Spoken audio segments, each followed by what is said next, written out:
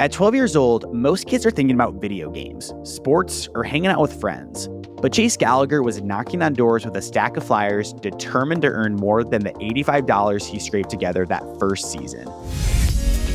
By 13, he sold his dirt bike to buy a trailer, mowing lawns on weekends while telling himself over and over that he'd make it big one day. Fast forward a decade, and that small hustle has grown into a landscaping company generating over $1.5 million a year. That is $1.5 million a year, with multiple ventures pushing nearly $2 million a year in total revenue. He's been featured in Fortune, Fox Business. Chase has built more than just a business. He's built proof that mindset, sacrifice, and relentless action can turn humble beginnings into something extraordinary. This is your host, Ryan Atkinson, and you're listening to Step Foot Podcast, where we uncover the secrets of building and running successful businesses. I am excited to welcome Chase to the podcast to tell us more about his story, getting to this incredible number of $2 million a year. I know people are going to love that. So, Chase, thank you so much for being here. Thank you so much for the opportunity. Ryan, thank you for having me. I'm excited to talk about my story and see how we can help others. Yeah, well, I'm excited to hear your story. And an important part of your story is really starting at 12 years old. I mean, I was playing video games when I was 12 years old, but at 12 years old, you were passing out flyers. Like, what exactly were you doing? What did those early days like entrepreneurship look like for Chase Gallagher?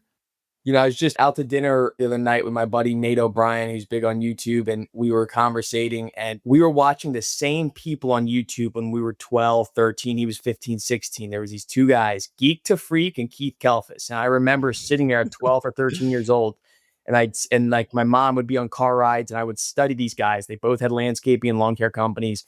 And so that would be where I got my juice from, so to speak, where I got my energy, my thoughts, my ideas.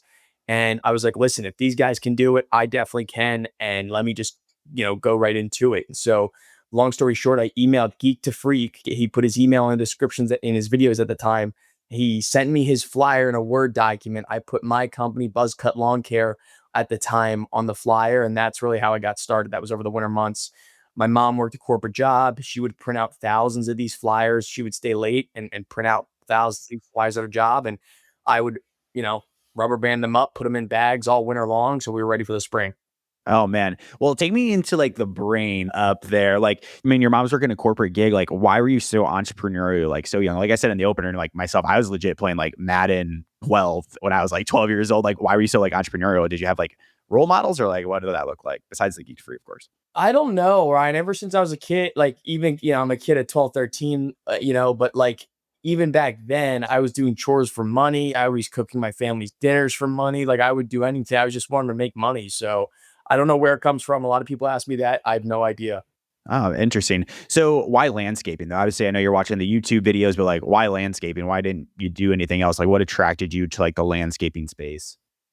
I think it was just something at the time where I knew how to do it. Like I was mowing my own lawn. I was watching these guys. So I was like, why not just do landscaping? I mean, I asked myself that question to this day for sure, because there's probably a lot of others, very easier to scale businesses out there. But, I've been doing this for now 10, 11 years.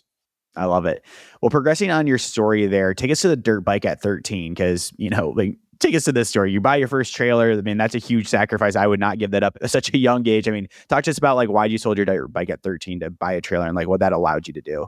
I was just, I saved up all this money over these years, like from gifts, chores for this dirt bike. And I was really keen on starting this business and I wanted to make a lot of money and all this kind of stuff. I had big vision. So I sold the bike, got $1,300 for that, I believe it was. And my trailer with some attachments was like 800. And then I had some cash left over to put towards a zero turn. So that was the thoughts. It's like I needed this type of equipment to kind of get started in the business.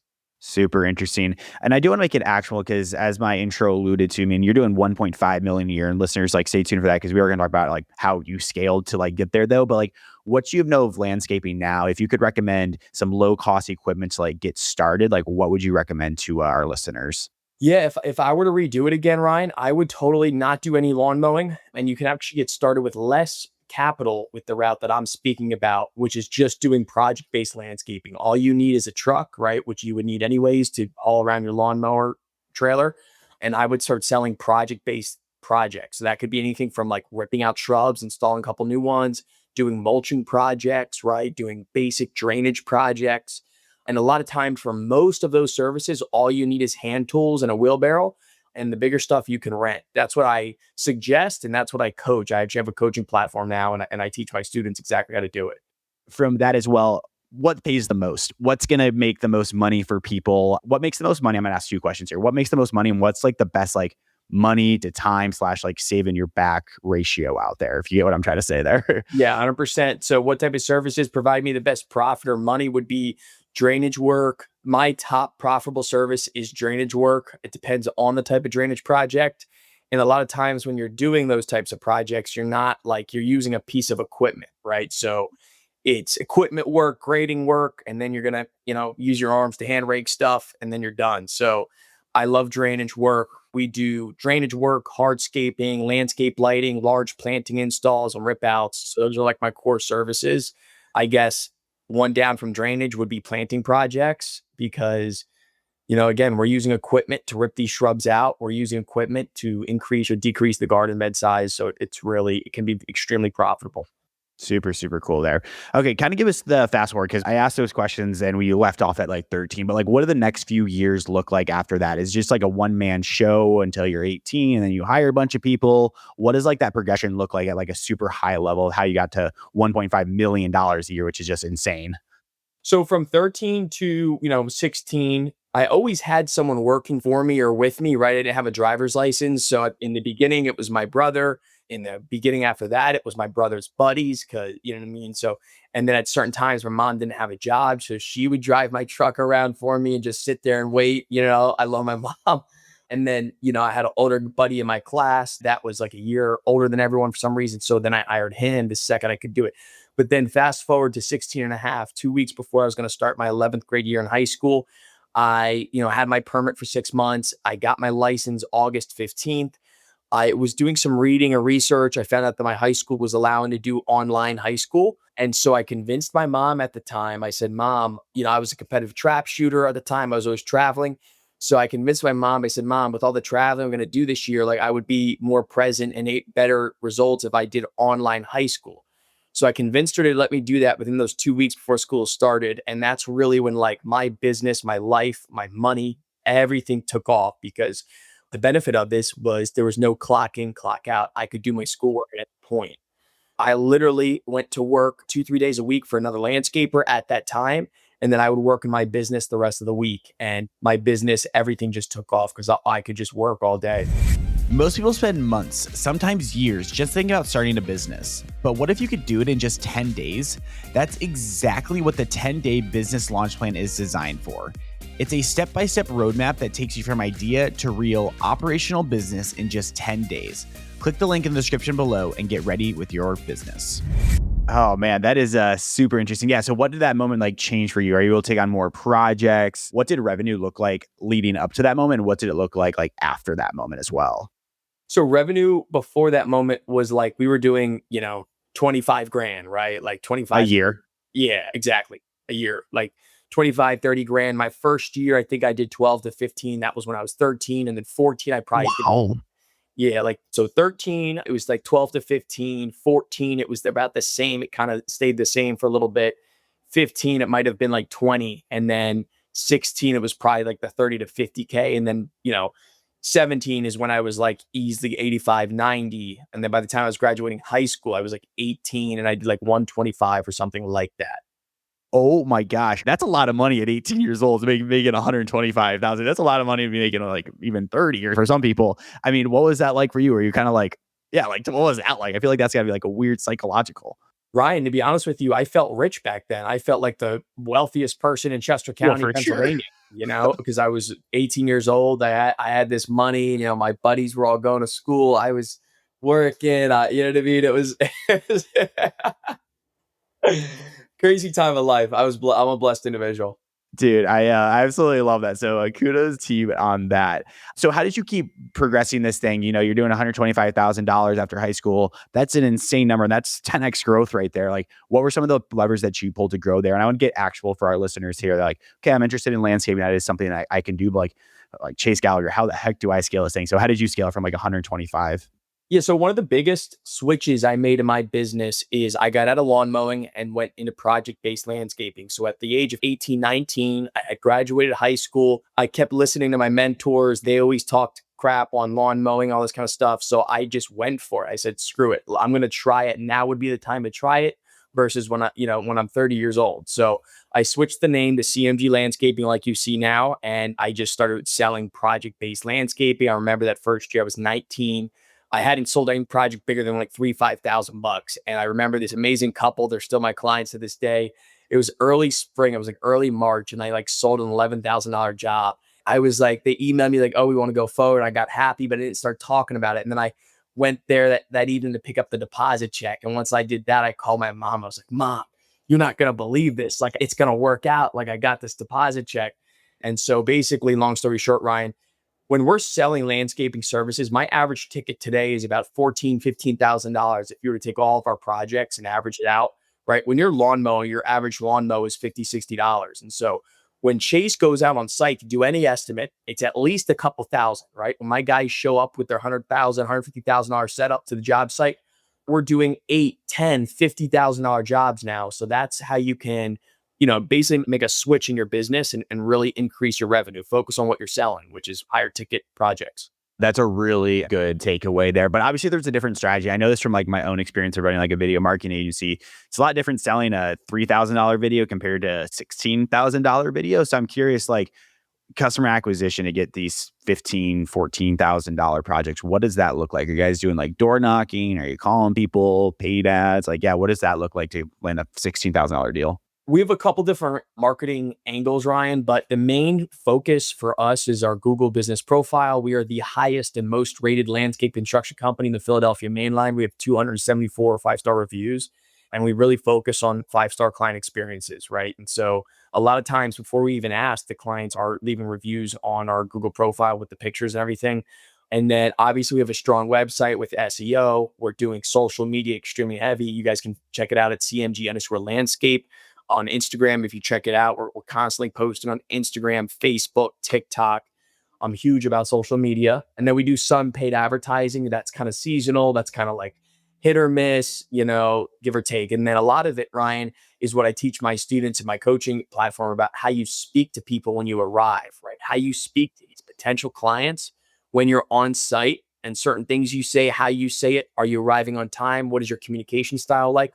All these different things a client, a buyer can tell you apart from any competition. And that's what sells in my business.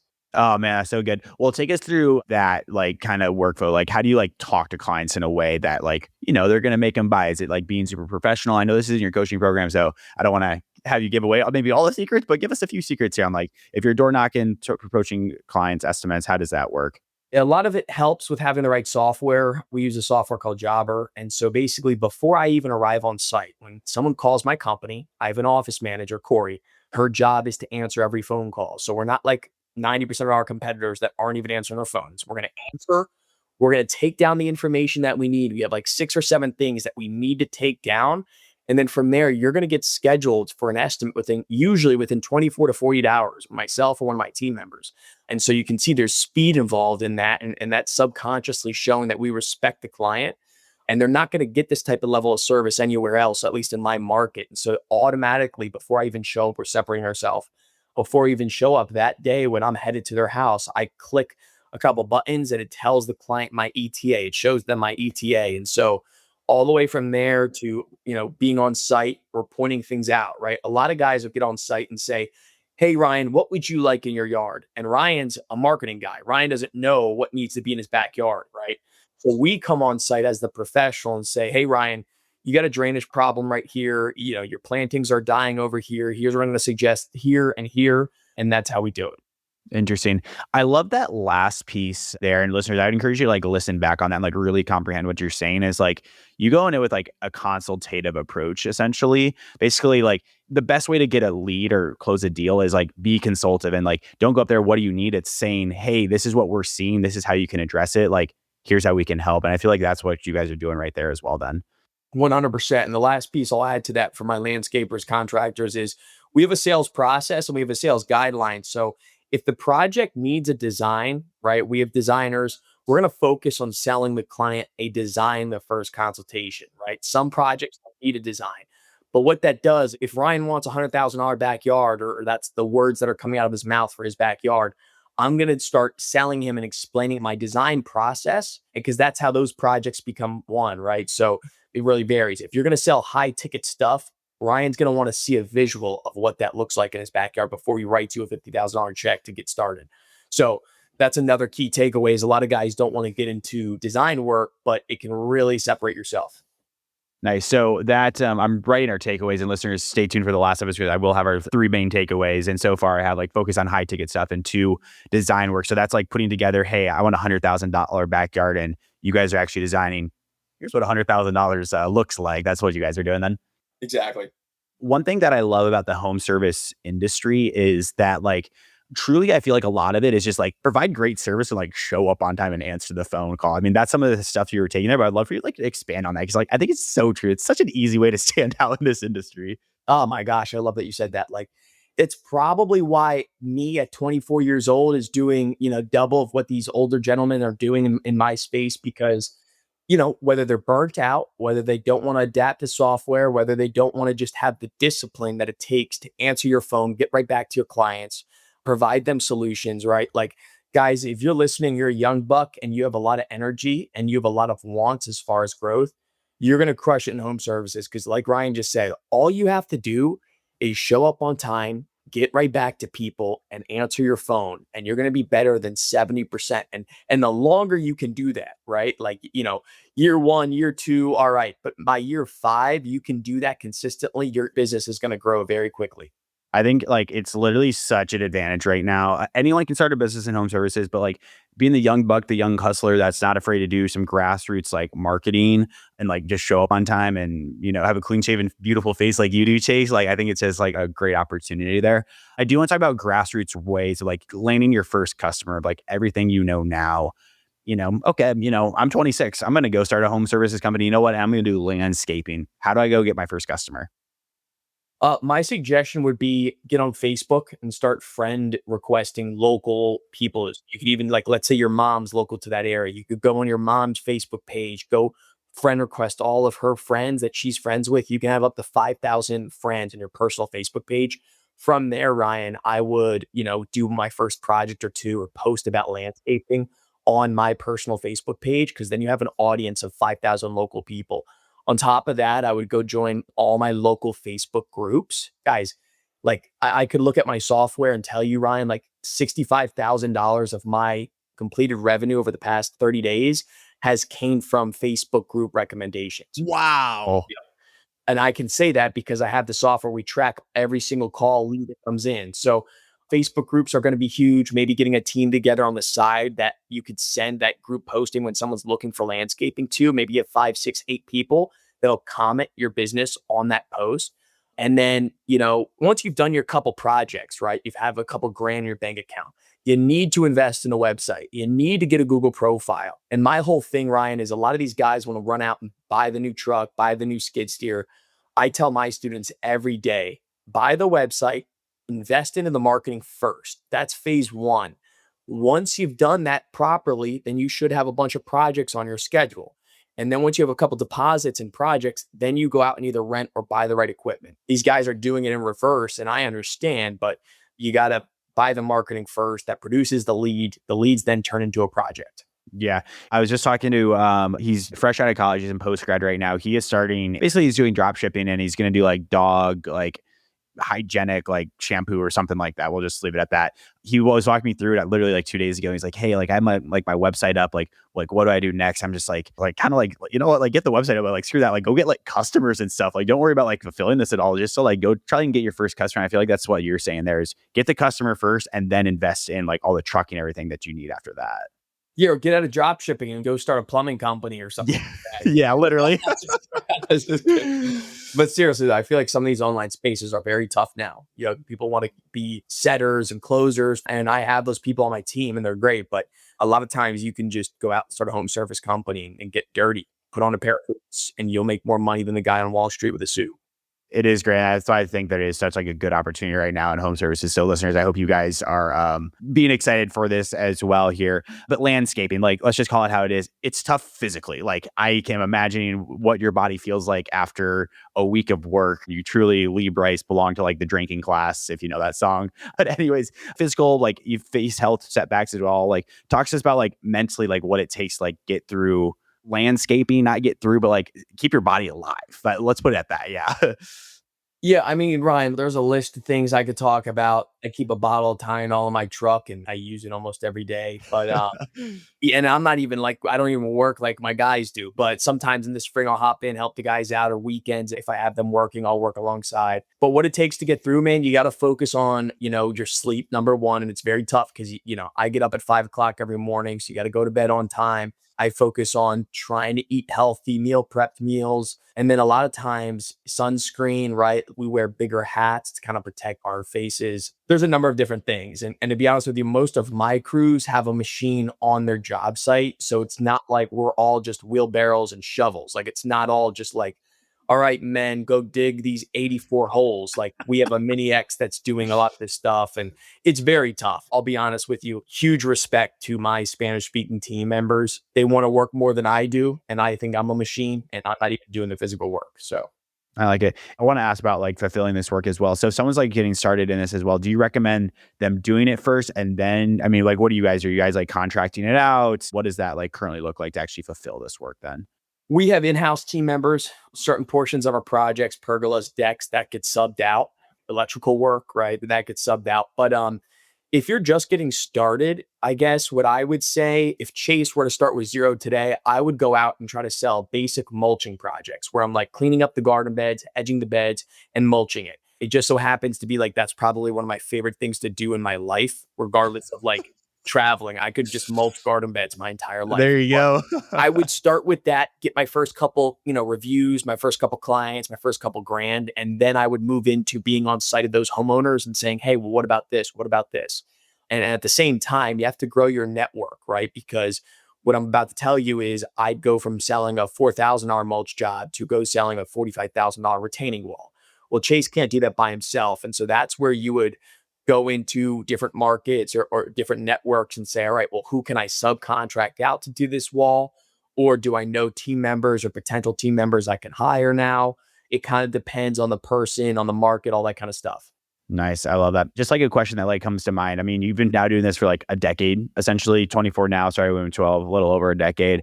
I'm curious, like, how has your mindset shifted from a leadership perspective from, let's keep it from like 16 to like 18, 19 to whatever, 22, then like 23 to like where you are now. I'm just curious, like how that mindset has shifted from you. You're doing 1.5. That's not a joke. So yeah, I'm curious on that. Yeah, I think, leadership is a general term, right? But like leading a team is very difficult, right? So like got younger guys, like even myself, years ago would be seeing a CEO of 500 employees and be like, oh, he has it easy. The guy has 18 headaches he's dealing with on his leadership team that he has to, keep calm about and not go off, right? So whenever you're dealing with human beings, it's not easy and it's not easy to grow a team because you always just got different people. They don't get along, vice versa. You expect everyone to go by, show up on time, clock in, da da da. And like sometimes the guy that's hired and this guy isn't doing that. And so, that doesn't show good leadership. And so you have to have a hard conversation. Leadership is a long, long, multiple conversations. But to say the least, Ryan, I'm constantly learning about leadership. Yeah. Where are you like getting your leadership like insights from? Mentors? Yeah, mentors, man. I have some very successful guys I sit down with dinners at and do things with. One of them runs a $35 million company. The other runs a $400 million company. And we just had dinner this past weekend. And so I'm actually looking at my one-page plan that he kind of helped me draft up and stuff like that. So really, it's in-person mentors. I did just download the audio book. I forget what it was called, Traction. It's like an Yep. EOS style. Great book. Phenomenal book. Okay, I got to look at that. I got to adapt myself. And I don't like reading. I don't like videos unless it's like the Upflip podcast or the All In podcast. I don't know if you heard of those guys. Of course. Yeah. Yeah. You know what I mean? But like that's slightly entertainment. So I haven't done much reading since like literally seventh grade when I read Rich Dad Poor Dad, and then I took Yeah. off from there. Well, I feel like with audiobooks for you, like that's something like you're always on the go, you're always moving. And I feel like that's just like a natural way to like consume content and information for you then. I need to turn on Audible instead of Apple Music. I love it. Yeah. So last question before we dive into Fan Blitz. I mean, what do you want this to look like in like the next 5 years? I'm just like curious. I mean, you're 24, 1.5. Most people that are looking out in is like, you haven't made, man. Like what else like do you want to do? I mean, but what else does like Chase want to do? I'm a blessed individual, but where I'd see myself going is either like selling my company and taking my track record. So I run an online coaching platform and essentially getting into private equity where, maybe Chase or chasing a group goes in and buys a group of landscaping companies with a certain type of model and then, puts them together and sells them. I think that's really my future. I have this online platform. I have a social following of landscapers. So I'm looking to really utilize that to get into private equity essentially. Nice. I love it. Well, Chase, let's dive into our fan blitz questions. And listeners, if you want to join in on amazing entrepreneurs like Chase that are so young and already doing like so much, go to www.youtube.com/upflip and submit your questions there. But Chase, ready for our last 5 here? Yeah, I'm ready. Number 1, what's one business tool under $100 that you can't live without? For me, that would be my wheel. It's a measuring wheel that I keep in my truck. I bring it to every single estimate, helps me get measurements. It makes me look more professional. And it's a great investment. I love it. Number 2, if you had to start a business tomorrow outside of landscaping, what would it be? Online social media for business owners. Cool. I like it. Number 3, what's the most expensive mistake you've made in business and what did you learn from it? Oh, probably not giving the right person a raise. There's been that. And then there's been a couple projects that I basically just dropped the ball on communicating the right product to the client. And let's just say it costed me tens of thousands of dollars. Oh man, it's a costly mistake there. Going off of like our last official question we had, what book, podcast, or resource has made the biggest impact on your mindset? I don't know. I don't, my mindset. Well, I will say this. I read Rich Dad Poor Dad in 7th grade. And that's why I started my company was because, you needed money to get into real estate. I had no money. And so I said, all right, I'm going to start making money through what I know how to do, mowing lawns. This whole journey got started years ago in 7th grade when I finished that book. And like, I was so naive back then. I thought I was rich. I was going around telling my buddies I'm rich just because I read this book and I had this like mindset. That's great. And last one, if you had to give your 13-year-old self one sentence of advice, what would it be? I would say get into project-based landscaping today. Like that. Well, today has been phenomenal, Chase. I appreciate you so much for joining. Last question, if someone's like, holy smokes, I know more about Chase. Hey, maybe I want to do his coaching platform. Where can they learn more about you and connect with you? The best platform to connect with me is on Instagram at Chase_Gallagher, Gallagher. You can check out Service Pro Elite. That's my one-on-one coaching platform where I help home service business owners scale past the $1 million per year mark. Listeners, that was a great episode with Chase. I always love having these young entrepreneurs that are doing crazy numbers. So love this conversation. 3 quick takeaways for you. Number 1, focus on project-based work. Those are going to be your high ticket items when you're just getting started. Number 2, design work. If someone says, hey, I want a $100,000 yard, how you're going to close that is put together a design for them to reach that $100,000 number. Then number 3, have a consultative approach. When you're door knocking, interacting with clients, you want to position yourself as the thought leader. I absolutely love this advice and I can test my own self. That is great advice. Amazing episode here. If you guys are enjoying this and enjoying all the conversations we're having, make sure to give us a like, make sure to give us a subscribe wherever you guys are listening to your podcast. It helps us get more amazing entrepreneurs like Chase onto the show. So excited for next week's episode and we'll see you then. Chase, appreciate you so much today. Thank you so much for being here. Thank you, Ryan.